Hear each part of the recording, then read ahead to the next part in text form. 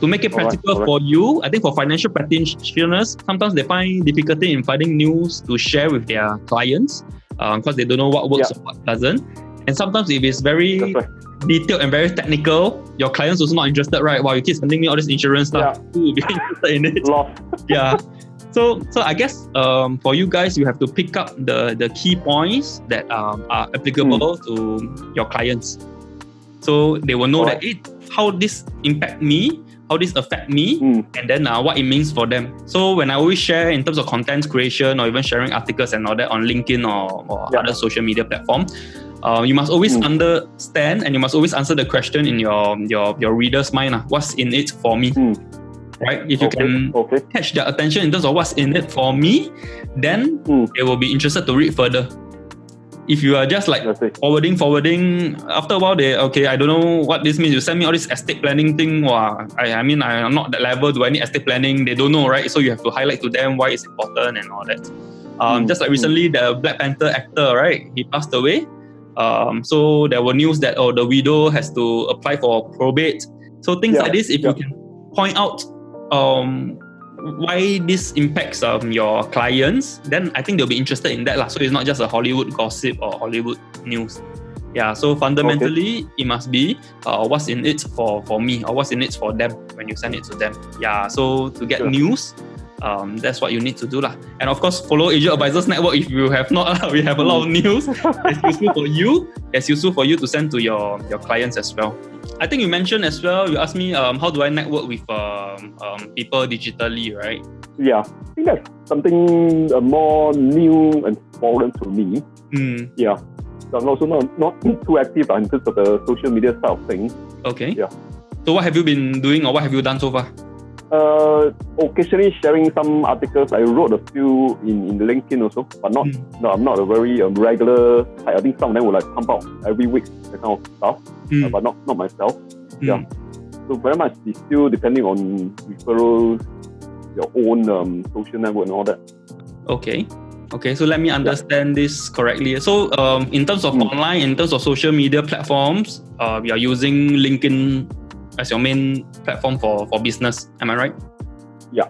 Okay. Right. And even then, not so regular. Okay. So why not regular? Sometimes I what to write. Okay. That's my challenge. Okay. Yeah. So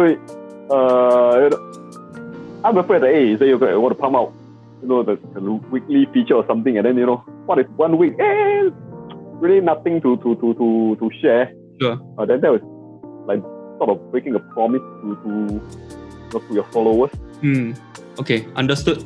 I think for your profile, because you're a dad and all, for us, even for myself, I love LinkedIn. I love LinkedIn. Because I think TikTok and all that, I'm not for me lah. I don't think about you. I'm not sure about you. Yeah, so all this very too young one. Sometimes I find I have. I can't spend that much time on that kind of things as well. But I find LinkedIn is a perfect tool for professional network, and especially for financial practitioners. I find it's a tool that not enough people are using it successfully and not focusing. Right. Yeah, so Facebook and all that, they're great, they are wonderful. We have past winners who are doing wonderful stuff on social media, on Facebook, on TikTok, on Instagram and all. I mean, they are all great, and if it works, cool. But we must know what suits us and what suits our style. So for me, LinkedIn is my most powerful platform and most powerful tool. So a few things I find people always make mistakes on LinkedIn. Or why they are not utilizing LinkedIn is, number one, is your profile filled up nicely and properly. What I mean by that, so all the name, all the about you, all your accolades, all your successes and your results and performance over the years. We have so many years of experience, 20 over years in the industry. Have you showcased, have you shown them what are the different results that you have gotten, what are the achievements you have? Yeah, and if you are an agency leader, you must also show the kind of success that you have brought to your advisors. So all this must be there.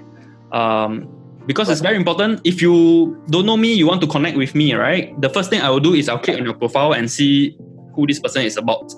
So sometimes people, when they don't fill up their profile nicely and all, I don't even know what industry this person is in. I don't know how I'm connected to them or why they want to connect with me and all that kind of thing. There's the tendency to not connect. Yeah. So this is, to me, is the very fundamental platform and foundation. Because I call it the WIT framework. So number one, you must, WIT, right? Number one, you must answer, who are you? So that's very important. So if I see you, I see your profile, I must know who are you, what you are about. Okay, that's why when you try to connect people, that's the first thing that they see. If not, then people tend not to connect. Yeah. So number two, then you need to do interactions. Okay. So just now you say, hey, I'm not sure because I don't want to commit to writing posts weekly, or sometimes I don't know what to write and all that, right? Before you even go into writing the articles, you can do interactions. Interactions meaning you like people's posts, you comment on people's posts, you share people's posts. This is a good way to let people know you better, and to see your face. Sometimes more familiar. And all this, you don't need to sit down to spend a lot of time to write articles. So for us, sometimes it comes more naturally because I write for a living. For financial practitioners, I know sometimes, I really don't know what to write. I can't write and all. So don't have to worry about writing. We can do interactions. So what I mean by that, and why is it good? So today, if I post something, or you go to my LinkedIn page, right, or profile, you see, Ben posted this, quite interesting. You go and like it, okay? Your name will pop up, then Liang Siah, who is he and all that. Then I will take a look, and then after a while, if you try to connect with me and all, then of course I will connect with you because you have been interacting with me, you have been commenting on my posts and stuff like that. So it's not a total stranger already. So don't worry about I got nothing to write and all. So answer who you are, then start interacting first. If you find that I don't know what to write or post, there are very easy way. Just reshare people's posts, just find articles that you're interested in, highlight certain stuff and post it. And then finally, then you worry about the top leadership. That's why I call it WIT. So the top leadership in terms of I want to write articles and all, that one can come last. So you must do all this first, then you write the top leadership. Why? Because naturally, even if you write the most wonderful article or most thoughtful article, if I don't know who you are, if your profile is not done nicely, if you've not interacted with me, so number one, I don't know whether I can trust what you say because I don't know that you have so many years of experience in the industry. Like, this person know what he's talking about. I won't know if your profile is not filled up. Okay. Number two, if you have not built up your connections and you have not interacted with people and have more people on your network and friends and connections, right? Your reach will be very minimal. Right? You spend so much time writing, you realize, how come nobody is reading or how come not many people read? Because it doesn't get pushed out to enough people. So I always advise people, instead of worrying about the article part first, make sure you do the first two parts well.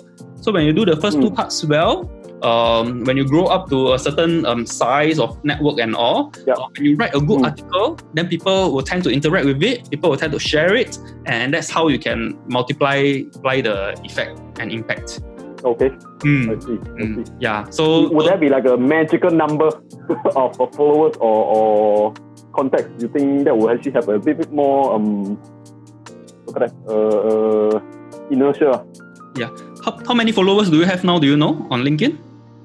Never checked. Haven't checked. Okay. I think there's no LinkedIn lesser, maybe say 500. 500. Followers? No, not followers. Those are connections. Connections. That's fine because 500 is an okay number. It also depends. Okay. Some people will go for very big numbers. Okay, they will connect with as many people as possible. Personally, I don't really like that style. Okay, so I like at least people who I know or people who are in the industry. So there's a reason for us to connect. Or people tell me why they want to connect with me. So I think in terms of numbers, it's not so much about the absolute numbers. Okay, so it's not like, I must reach this magical figure. I think 500 is a good figure to start with because usually if you have 500, then they don't count anymore in their top profile. Okay, they will just tell people you have 500 plus connections. So that's good. That's the first bar you have crossed. So as long as it's above 500, they will just put 500. Of course, if they go lower and they dig deeper, then they can see exactly how many. But I think 500 is a good figure so that people know, this person is active on LinkedIn. Okay, so that's another thing as well. Okay. Sometimes people try to connect, right? If it's too low or the person is not really very active, I also don't see the reason why I should connect with the person. Okay, so the person maybe just, I don't know, on off come in once in a blue moon and then connect. Then to me, it's not of much value as well. So don't worry so much about the numbers. If you do it step by step, right, the 3-stage process, then it will help you. And every time someone comments on your post, or someone like your post, or when you start writing article or you have written articles, then make sure to connect with them. Okay, there are many different things that we can do, like ask them what they like about the articles, thank them for liking and sharing, that kind of thing and all that. Those are tactics. Oh, okay. Those are tactics. Right. But in general, when people interact with your thing, it's a chance for you to connect with them, right? There's a reason for you to go, thanks for connecting, or thanks for your comments, I would love to connect with you as well to grow my network, or something like that. Okay, those words and all that, they are all tactics, very easy, you can modify it. But the principle is, once they interact with you, there's a chance for you to go back to connect with. Yeah. Okay. That's the part that I've been missing. Sorry?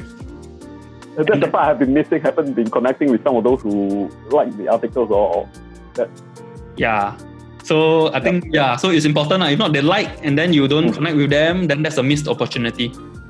And for me, I love it because on Facebook, it's still very much like friends, right? A lot of people still try to keep friends and all. And very social. Yeah. So you may not want all your kids' picture to be seen by so many other people. So up to individual, right? Yeah. But on LinkedIn, everything is more professional. So everybody is more comfortable on LinkedIn. And I think the level, if you want to move into a higher level of clientele base, or you have since you were an engineer in the past, if you think, hey, I have a special connection with all engineers, it's very easy for you to find connections who are engineers or in engineering companies and connect with them on LinkedIn. So, and you have something in common. Last time I was engineer also. So it's easy for you to connect. Yeah. So I think LinkedIn is a very powerful tool that not enough people are paying attention to. And that's how I connect with a lot of these C-suite people as well. To grow Asia Advisors Network. Yeah. Sure. Yeah.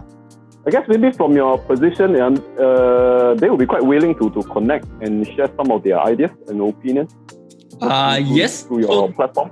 So that helps. But again, if you're starting from scratch, of course, Asia Advisors Network, we started 3 years back. Nobody has heard of Asia Advisors Network before. So it takes time to cultivate that relationship. Okay, now, of course, it's easy.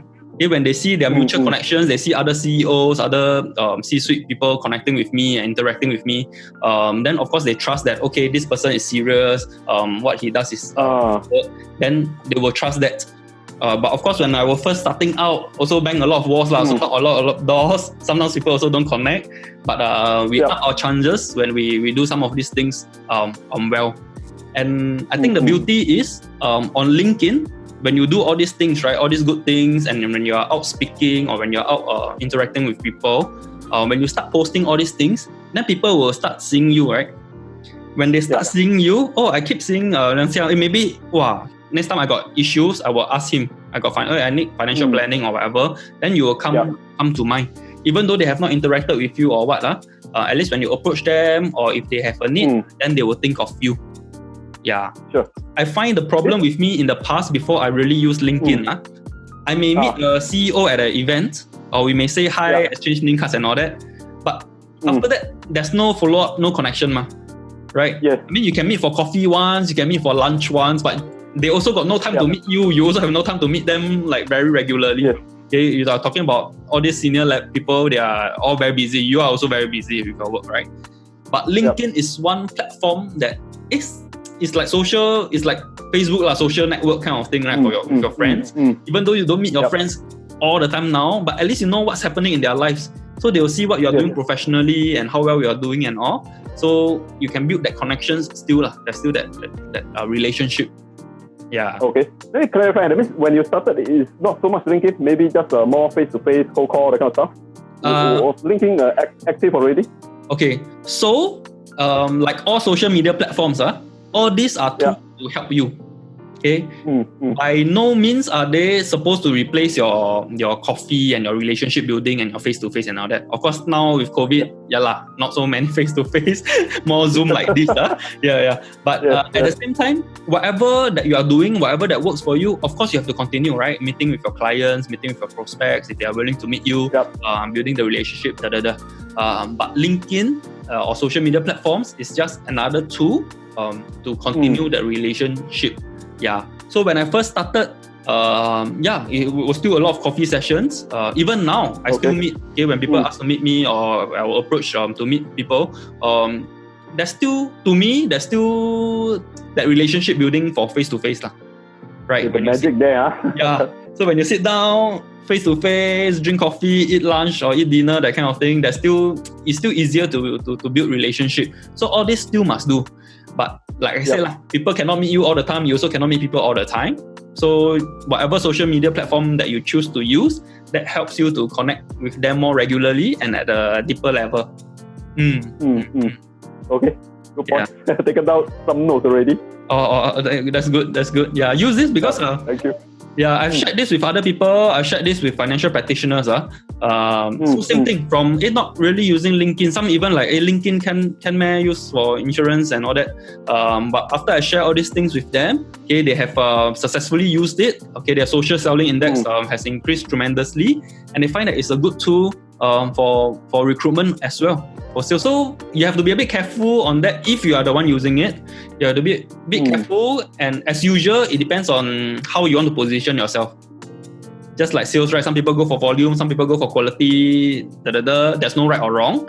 But if there's no connection, like if you don't have any connection with me, and you pitch me on joining, or you pitch me on, I want to do financial planning and all that, I'll be like, who is this person? I don't even know this person. This person really want to do sales. For some people, it might be a bit turned off. But at the same time, for some people, it's their strategy, right? I just go for big numbers. I don't care. I just whack. If people come, I mean, those are serious people or those are really people in need. That works as well. So it's up to you to decide what you want. But generally, I think if you have that relationship building first, it tends to work better. I see. Sure. So Jerry, would you say that for our case, it's actually better for them to make the initial approach, or you think that's actually something okay for us to make an approach if there's actually some relationship, some interaction already? So I don't know, is that like a best practice? So number one, of course, it depends on which stage of career you are at, right? I mean, if you span of control and you have too many people, of course you won't be actively going out to recruit. If you're new and you need a lot of people, then of course they will be more urgent, right? They will be more looking out for people. So it depends on which stage of career you're at and your needs. Okay, same thing for sales, right? I mean, if you're running for something and you think, I need more clients, sure, you need to be more active. But if you have a big clientele base, you're not really looking to add just any clients, you want more quality clients, then it'll be a different approach, right? But in general, I always tell people this 3H framework as well. So number one, you must have hook. That means you must hook them in. No matter the post or article or what, you must have the hook. Okay.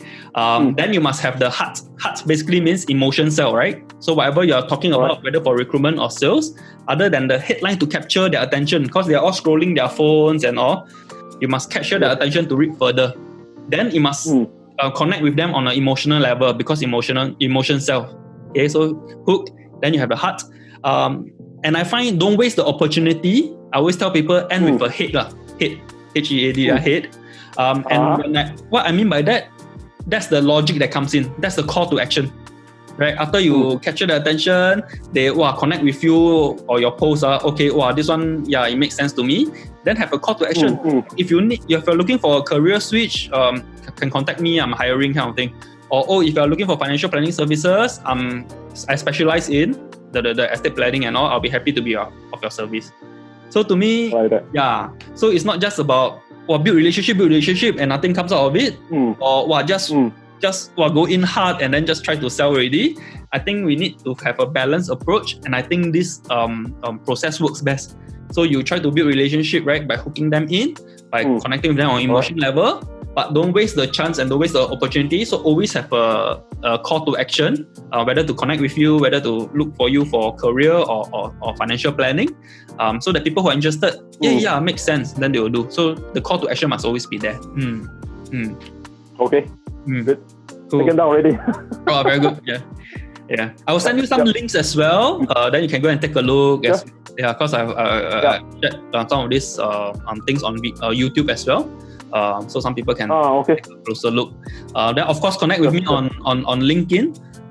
Don't just hear what I tell you, don't just hear what we say. You always tell your guys also, right? See what I do, right? Don't just hear what I say. Yeah. So how I use LinkedIn and all.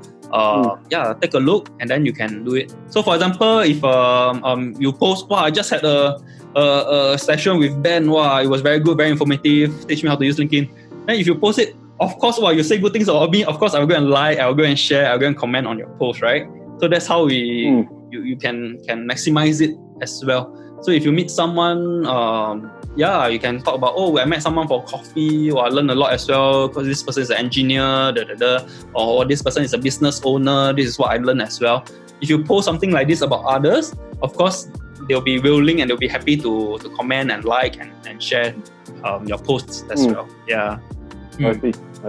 Okay, that's a good idea. Okay. Maybe on the last part because since you're actually in the sense in the forefront of this industry, what would we say the few major trends you see coming up for the future that will shape the industry differently now? So, that's an interesting question and a question that most financial practitioners will ask, I want to know, right? But I think one thing is very clear. Despite now not so much. 3 years ago, 5 years ago, there was a lot of talk about insurtech, right? There was a lot of talk about eliminating agents or financial practitioners. Because Uber, Airbnb, all these examples people always throw out. But if you see how all these things have developed, usually they complement or they are in the same space, but they don't exactly replace.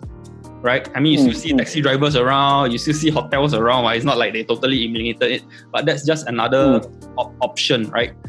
So for insurance space, for financial planning space, to me, I think it's the same thing. Now, you don't hear all these startups and all these tech companies talking about eliminating agents altogether already. So a lot of time now is about complementing, right? What agents, help agents, enable agents.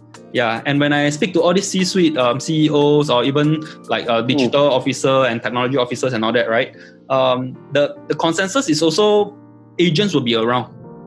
So I haven't heard someone to tell me, agents will be gone and all that.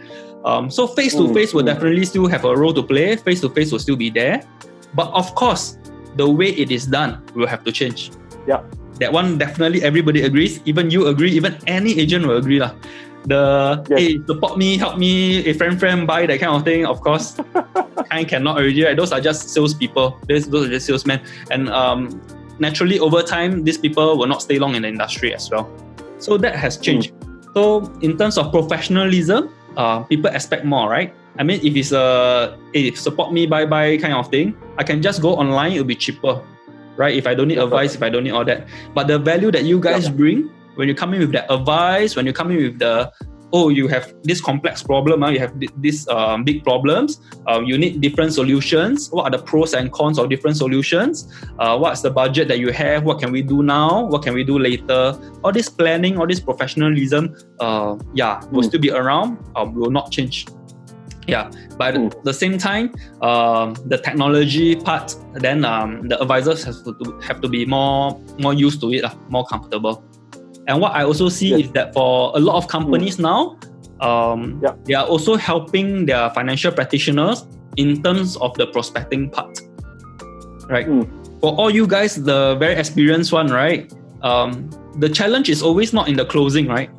If I put someone in front of you, or if I'm sitting in front of you now, you go through with me your process and all, most of the time we will see a need, we will want to do something. Right? So the so-called selling is not the challenge. We know the challenge for a lot of financial practitioners is always the prospecting part, right? Getting people to meet, calling people, hey, come sit down, have a chat with me, just 30 minutes of your time, or whatever script that they use. So the challenge is always the prospecting. So what I see a lot more of now is companies are trying to solve this piece of puzzle for their financial practitioners. So what do I mean by that? Now you see a lot of companies, sometimes now they launch, this free insurance product for 1 year, right? So you can send to your clients, you can send to your prospects. A lot of times, free, okay, I don't mind, I sign up. And usually it's like a unique URL, unique code. So now it's also like digital and internet marketing for financial practitioners. They wake up, got people sign up, not bad. Yeah.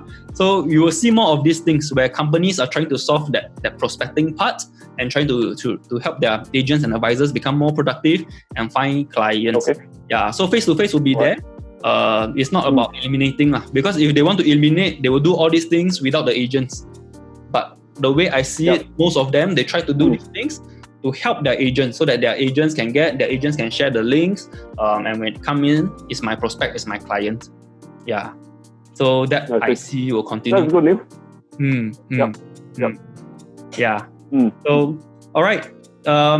Happy to share with you. I think it's a wonderful session. Sure. Stay in touch. I'll send you some links on the LinkedIn and what you can do. Feel free to share with me and connect with me and let me know whether it work for you. Yeah? Yep. All right. Thank you so much, Benjamin. Appreciate your time. Thank you. Yes. Bye.